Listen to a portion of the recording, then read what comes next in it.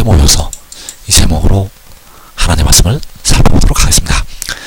그래서 그 만방이 모일 때는 큰 나팔이 불게 됩니다. 천지 진동하는 큰 나팔 소리가 나게 되고 주님께서 공중에 나타나시고 하나님의 백성들이 모이게 됩니다. 그래서 이사야 27장 13절에서 그날에 큰 나팔을 불리니, 그날에 큰 나팔을 분다고 말씀하셨습니다. 이때가 바로 구름 타시고 공중에 강림하실 때, 그래서 큰 나팔이 불리게 되면 하나님의 백성들이 모이게 됩니다. 그래서 이어지는 말씀에서 아수르 땅에서 멸망하는 자들과 예굽 땅으로 쫓겨난 자들이 돌아와서 예루살렘 성산에서 여호와께 예배하리라. 자, 아수르 땅에서 예굽 땅에서 백성들이 돌아온다고 말씀을 하고 있습니다. 그래서 큰 나팔이 불리기 전에 하나님의 백성들이 징계를 받게 됩니다. 이때가 바로 하나님의 집에서 시작이 되는 심판이 되겠고, 그래서 그 징계로 말미암아 아수르 땅에서 예굽 땅에서 하나님의 백성들이 연단을 받게 됩니다. 그래서 큰 나팔이 불리게 되면 그들이 돌아오게 되고 예루살렘 성산에서 여호와께 예배할 것을 말씀을 하시고 있습니다. 그래서 이 아수르 땅, 예굽 땅은 계시록 7장에서 말씀하는 각 나라와 족속과 백성과 방언, 각 나라에서 돌아오게 된다는 사실입니다. 그래서 큰 나팔이 불려서 하나님의 백성들이 돌아오게 되고 예루살렘 성산에서 여호와께 예배하게 되는데, 이 큰 나팔이 바로 마태복음 24장 31절에서 이 큰 나팔 소리, 마태복음 24장 31절에서 그가 큰 나팔 소리와 함께 천사들을 보내더니, 자, 큰 나팔 소리와 함께 천사들을 보낸다고 말씀하고 있습니다. 이 천사들이 바로 인치는 천사들, 그 천사들을 각 나라로 보내시게 됩니다. 그래서 이어지는 말씀에서 그들이 그의 택하신 자들을 하늘이 끝에서 저 끝까지 사방에서 모으리라.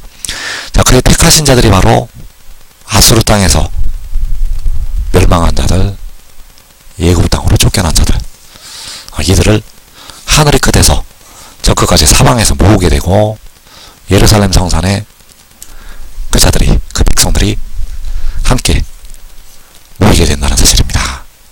그래서 하나님께서 예루살렘 성산에서 여호와께 예배드릴 백성들을 모으시게 되는데, 그 말씀 역시 이사야서 2장 2절에 나타나 있습니다.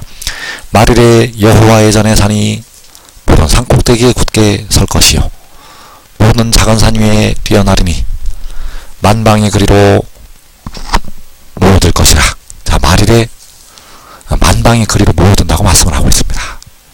이 만방이 바로 아수르 땅에서 멸망한 자들, 예굽 땅으로 쫓겨난 자들, 바로 각 나라에서 나오는 셀 수 없는 큰 무리, 이 큰 무리가 그리로 모여들게 된다는 사실입니다. 바로 예루살렘 성산으로 하나님의 택하신 백성들이 모이게 된다는 사실입니다.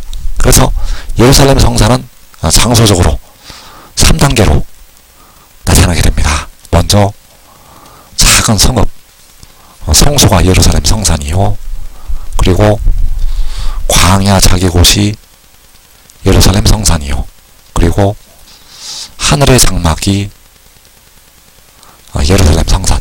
그래서 여기서 만방이 그리로 모여든다는 것은 바로 광야 자기 곳으로, 해도는 데 있는 광야 자기 곳으로 모여드는 것. 그래서 만방이 그리로 모여들게 되면 거기에서 독생자가 백성들을 가르치게 됩니다.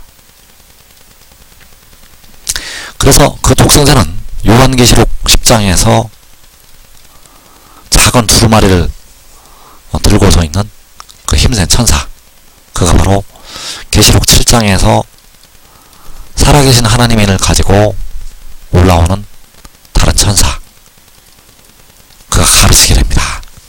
그래서 이사야장 3절에서 많은 백성이 가며 이르기를 오라 우리가 여호와의 산에 오르며 야곱의 하나님의 전에 이르자 그가 그의 길을 우리에게 가르치실 것이라 우리가 그 길로 행하리라 하리니 이는 율법이 시온에서부터 나올 것이요 여호와의 말씀이 예루살렘에서부터 나올 것임이니라.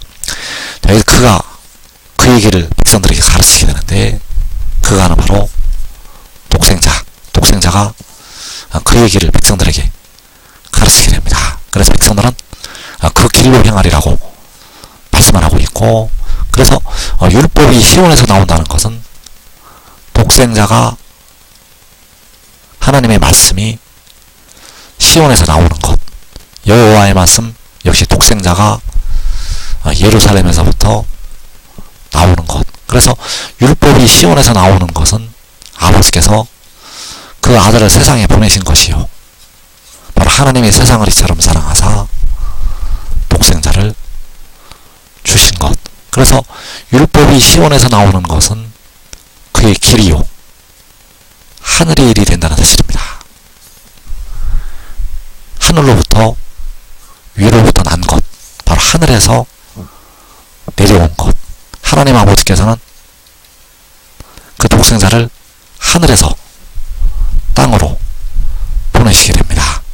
그래서 그가 그의 길을 백성들에게 가르치게 되는데 그 길은 그가 온 것. 요한복음 8장 14절에서 내 증언이 참되니 나는 내가 어디서 오며, 자, 나는 내가 어디서 온다는 것은 내가 하늘로부터 위로부터 오는 것을 말씀을 하고 있습니다. 바로 하나님께로부터 오는 것. 그래서 이것이 바로 백성들에게 가르치실 그의 길이요 이 길이 바로 생명의 그 영의 법이요 이 법이 바로 아버지의 말씀이요 진리. 그래서 이 참된 증언은 그가 하늘로부터 하나님께로부터 왔다는 것.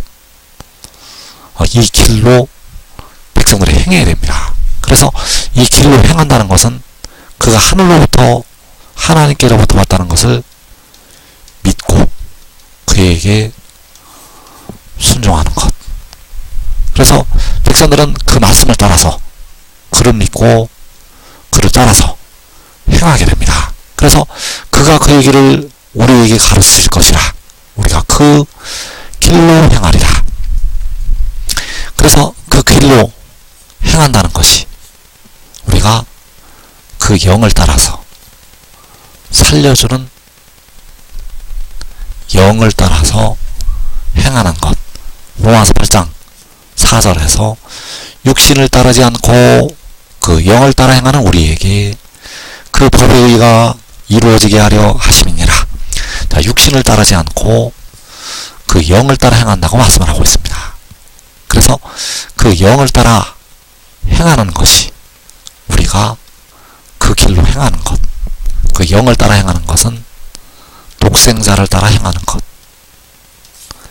그 영을 따라 행하는 백성들에게 그 법의 의가 이루어지게 됩니다. 그 법의 의는 백성들의 영과 육신을 온전히 의롭게 하는 것. 백성들의 육신이 의롭다 하심을 받지 못해서 정죄함을 받아서 오늘도 병들어 신음하고 늙어가고 무덤에 썩어짐에 들어가고 있습니다. 왜냐하면 아직 의롭다 하심을 받지 못했기 때문입니다. 영은 십자가의 도를 통해서 의를 얻을 수가 있는데 육신은 아직 의롭다 하심을 받지 못하므로 썩어짐의 종노릇을 하고 있다는 뜻이. 그러나 이제 그 영을 따라 행하는 백성들에게 그 법의 의가 이루어지게 되고 백성들은 영생으로 들어가게 된다는 사실입니다. 그래서 지금 하늘을 믿고 순종하는 자들은 살아서 영생을 누리게 된다는 사실입니다. 사람이 한 번 죽는 것은 사람에게 정하신 것인데 지금 믿고 순종하는 자들은 육신의 죽음을 보지 아니하고 살아서 영생의 기쁨을 누린다는 것, 이 복된 자리에 꼭 들어가기를 축원합니다.